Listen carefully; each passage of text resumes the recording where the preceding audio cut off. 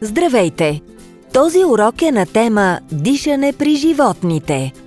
За разлика от растенията, животните се движат активно, затова се нуждаят и от повече енергия.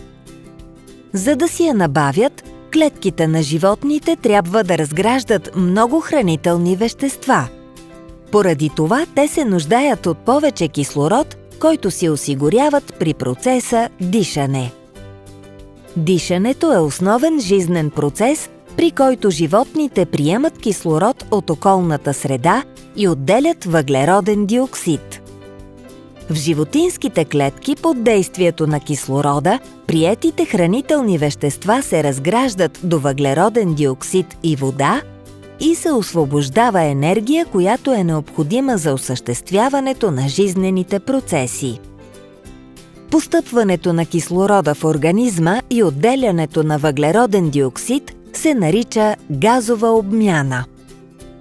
Тя се осъществява по два начина – чрез цялата повърхност на тялото или чрез специални дихателни органи. Обмяната на газове чрез повърхността на тялото е характерна за медузи, корали и някои червеи.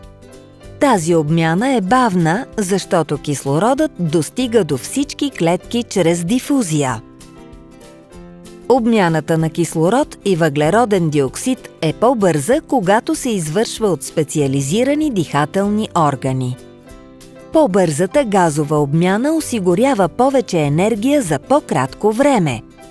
Тази обмяна е характерна за повечето многоклетъчни организми.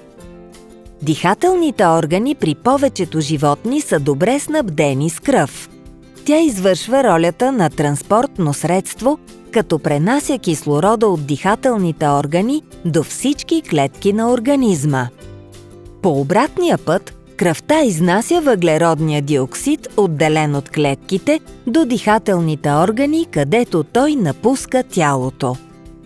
В зависимост от средата, която обитават, животните дишат с различни дихателни органи.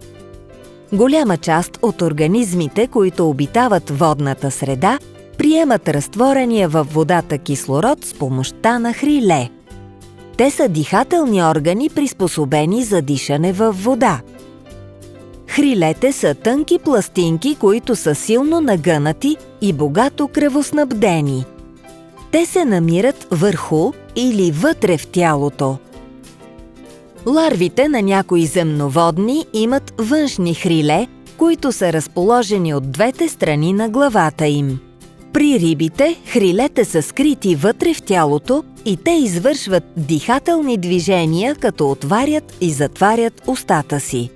При отваряне на устата, водата навлиза в нея и облива хрилете. Стените им поемат кислорода и оттам той попада в кръвта, с чиято помощ достига до всички клетки на тялото. Там кислородът се използва за разграждане на веществата, при което се отделя енергия. А полученият въглероден диоксид се изнася чрез кръвта до хрилните отвори и се изхвърля навън. Освен рибите, с хриле дишат и водните охлюви, мидите, раците, ларвите на водни насекоми и земноводните. Всички те имат различна нужда от кислород. Но не всички водни обитатели дишат с хриле. Водните бозайници, като делфина и кита, дишат атмосферен въздух. Отгоре на главата си имат отвор, подобен на ноздра, през който вдишват и издишват. Моржът и тюленът също приемат кислород от въздуха, затова периодично излизат над водата. Всички те дишат с бели дробове. Дихателната система при бозайниците и някои други животни включва носна кухина, дихателна тръба и бели дробове. Белите дробове са сложно устроени дихателни органи с голяма повърхност, които са богато кръвоснабдени. Въздухът достига до белите дробове по дихателната тръба и нейните разклонения. Те завършват с малки мехурчета с тънки стени, които са добре снабдени с кръв. При вдишване кислородът от въздуха преминава чрез дифузия през стените на мехурчетата и попада в кръвта. Тя го отнася до всички клетки в организма. От тях се отделя въглероден диоксид, който се транспортира от кръвта до мехурчетата в белите дробове. Чрез дифузия въглеродният диоксид преминава през стените им и с издишания въздух се изхвърля от организма. С бели дробове дишат и всички сухоземни бозайници, птици, влечуги, някои земноводни и хората. Колкото по-интензивни движения извършват животните, толкова по-развити са белите дробове. Останалите сухоземни животни, като насекомите и паяците, дишат с трахеи.